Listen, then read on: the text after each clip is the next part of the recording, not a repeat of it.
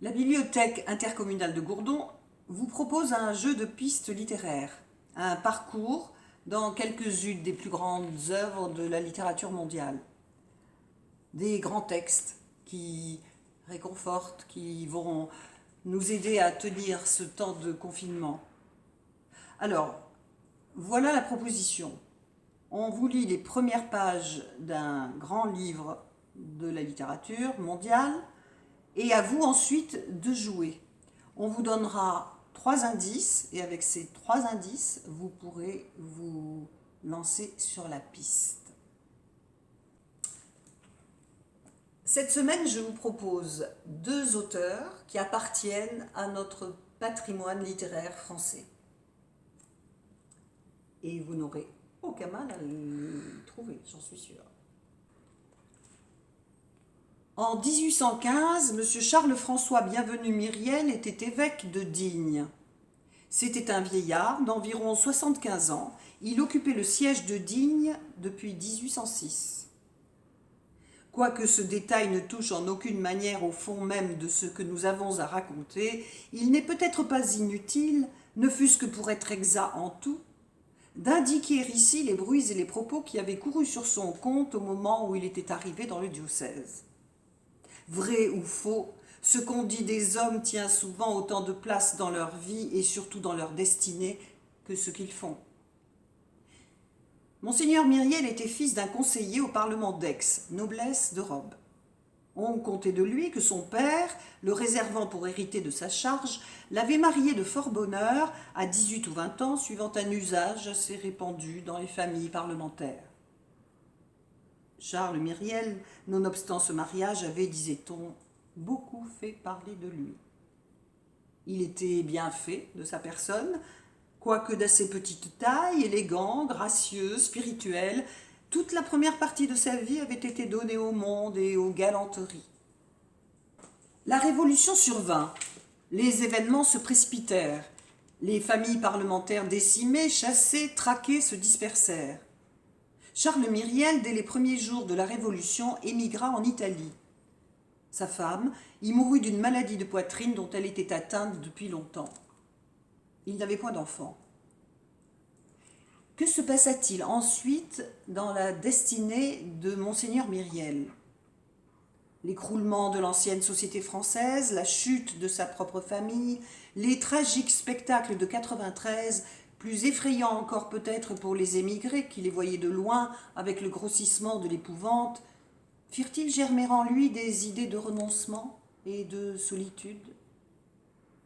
Fut-il, au milieu d'une de ces distractions et de ces affections qui occupaient sa vie, subitement atteint d'un de ces coups mystérieux et terribles qui viennent quelquefois renverser en le frappant au cœur l'homme que les catastrophes publiques n'ébranleraient pas en le frappant dans son existence et dans sa fortune ? Nul n'aurait pu le dire. Tout ce qu'on savait, c'est que lorsqu'il revint d'Italie, il était prêtre. En 1804, Monseigneur Myriel était curé de Brignoles. Il était déjà vieux et vivait dans une retraite profonde. Vers l'époque du couronnement, une petite affaire de sa cure, on ne sait plus trop quoi, l'amena à Paris. Entre autres personnes puissantes, il alla solliciter pour ses paroissiens monsieur le cardinal Fesch.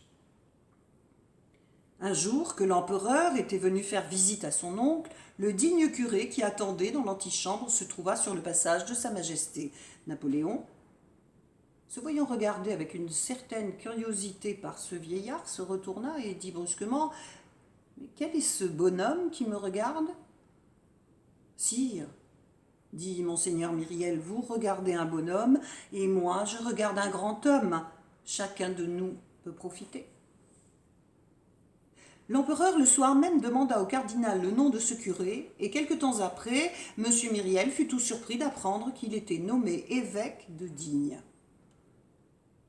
Qu'y avait-il de vrai du reste dans les récits qu'on faisait sur la première partie de la vie de M. Myriel ? Personne ne le savait. Peu de familles avaient connu la famille Myriel avant la Révolution. Mais il devait subir le sort de tout nouveau venu dans une petite ville où il y avait beaucoup de bouches qui parlent et fort peu de têtes qui pensent. Il devait le subir, quoiqu'il fût évêque, et parce qu'il était évêque. Mais après tout, les propos auxquels on mêlait son nom n'étaient peut-être que des propos, du bruit, des mots, des paroles. Moins que des paroles, des palabres, comme dit l'énergique langue du Midi.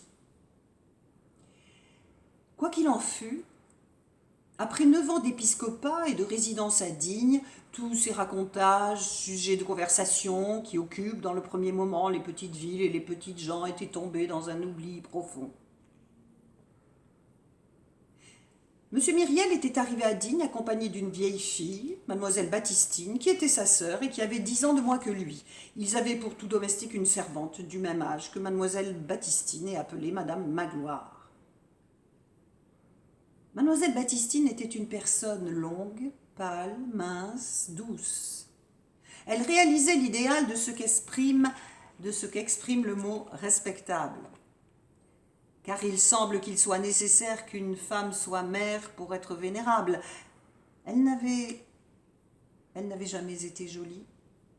Toute sa vie, qui n'avait été qu'une suite de saintes œuvres, avait fini par mettre sur elle une sorte de blancheur et de clarté. Et en vieillissant, elle avait gagné ce qu'on pourrait appeler la beauté de la bonté. Ce qui avait été de la maigreur dans sa jeunesse était devenu dans sa maturité de la transparence. Et cette diaphanéité laissait voir l'ange. C'était une âme, plus encore que ce n'était une vierge. Sa personne semblait faite d'ombre, à peine assez de corps pour qu'il y eût là un sexe, un peu de matière contenant une lueur. De grands yeux toujours baissés, un prétexte pour qu'une âme reste sur la terre. Madame Magloire était une petite vieille, blanche, grasse, replète, affairée, toujours haletante à cause de son activité, d'abord, ensuite à cause d'un asthme. À son arrivée, on installa Monseigneur Myriel en son palais épiscopal avec les honneurs voulus par les décrets impériaux qui classent l'évêque immédiatement après le maréchal de Caen. L'installation terminée, la ville attendit son évêque à l'heure. Le palais épiscopal de Digne était attenant à l'hôpital. C'était un vaste et bel hôtel bâti en pierre au commencement du siècle dernier par Monseigneur Henri Puget. Ce palais était un vrai logis seigneurial. Tout y avait grand air, les appartements, les salons, les chambres, la cour d'honneur, fort large, avec promontoire, arcades, les jardins plantés de magnifiques arbres. Dans la salle à manger, longue et superbe galerie qui était au rez-de-chaussée et s'ouvrait sur le jardin, Monseigneur Henri Puget avait donné à manger en cérémonie le 29 juillet 1714 à Messeigneur Charles Brulard de Genlis, évêque de Grasse, Philippe de Vendôme, grand prieur de France, et César de Sabran de Fort-Calquier, évêque seigneur de Glandève. L'hôpital était une maison étroite et basse à un seul étage avec un petit jardin. 3 jours après son arrivée, l'évêque visita l'hôpital. La visite terminée, il fit prier le directeur de vouloir bien venir jusque chez lui. « Monsieur le directeur de l'hôpital, combien en ce moment avez-vous de malades ?»« 26, monseigneur. »« C'est ce que j'avais compté, dit l'évêque. »« Les lits, reprit le directeur, sont bien serrés les uns contre les autres. C'est ce que j'avais remarqué. Les salles ne sont que des chambres et l'air s'y renouvelle difficilement. C'est bien ce qui m'a semblé. Et puis, quand il y a un rayon de soleil, le jardin est bien petit pour les convalescents. C'est ce que je me disais. Dans les épidémies, nous avons eu cette année le typhus, nous avons eu une suette militaire il y a 2 ans, et 100 malades quelquefois, nous ne savons que faire. C'est la pensée qui m'était venue. Que voulez-vous, monseigneur, dit le directeur, il faut se résigner. Cette conversation avait lieu dans la salle à manger galerie du rez-de-chaussée. L'évêque garda un moment le silence, Puis il se tourna brusquement vers le directeur de l'hôpital. « Monsieur, combien pensez-vous qu'il tiendrait de lits rien que dans cette salle ?» « La salle à manger de Monseigneur » s'écria le directeur, stupéfait. L'évêque parcourait la salle du regard et semblait y faire avec les yeux des mesures et des calculs. « Il y tiendrait bien 20 lits, dit-il, comme se parlant à lui-même. Puis, élevant la voix, « Tenez, monsieur le directeur de l'hôpital, je vais vous dire. Il y a évidemment une erreur. Vous êtes 26 personnes dans 5 ou 6 petites chambres. Nous sommes 3 ici et nous avons place pour 60. Il y a erreur, je vous dis. Vous avez mon logis et j'ai le vôtre. Rendez-moi ma maison. C'est ici, chez vous. »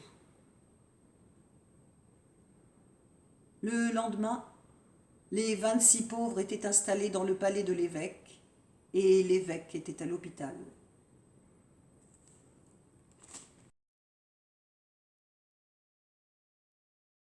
Pour mener l'enquête de la Big, je vous donne maintenant 3 indices. Alors, le premier indice porte sur l'auteur. Alors, l'auteur est connu dans le monde entier. Je crois qu'il est vraiment connu dans le monde entier. Il a dû être traduit dans presque toutes les langues, même des langues les plus minoritaires. C'est comment dirais-je, il est très connu par la profusion de son œuvre, mais c'est aussi un homme qui s'est engagé dans son temps, comment dire, qui ne s'est jamais tu et qui l'a payé très cher. Il est aussi, alors je vous donne encore un indice, ça fait beaucoup, j'avais dit 3 indices, bon enfin, à l'origine d'un grand mouvement littéraire. Ensuite, deuxième indice, pour trouver le titre de ce roman. C'est un titre qui évoque un sujet toujours d'actualité, malheureusement, plus d'un siècle après. Et le troisième indice portant sur les personnages, alors les personnages sont très nombreux, toutes les classes sociales sont représentées. Ce sont des personnages qui sont aux prises avec l'histoire, avec sa grande hache, comme disait un historien, et qui sont devenus en quelque sorte des archétypes de l'humanité. Allez, je vous donne encore encore un petit indice, enfin un indice, une citation. C'est la dernière phrase du livre. « Aimez-vous bien toujours ? Il n'y a guère autre chose que cela dans le monde. »